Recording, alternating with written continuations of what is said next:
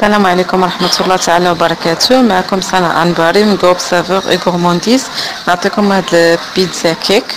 نبداو الحشوية الأولى. بالنسبة للحشو ناخد جوج فلفلات، وحدة خضراء وحمراء، نشدهم نقردهم رقيق، ونزيد عليهم واحد جوج مطيشات تمام مقردين رقيق بزاف، وزدت عليهم علبة ديال الطون وقرعة ديال المايونيز صغيرة وشويه ديال الزيتون كحل مقرد.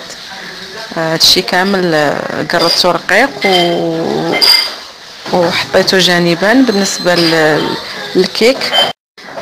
للكيك فيها 4 ديال البيضات، شويه ديال الملحه، جوج خمارات، معلقه صغيره ديال سنيده، كاس لاروف ديال الحليب، كاس لاروف ديال الزيت، 220 غرام ديال الطحين فورس.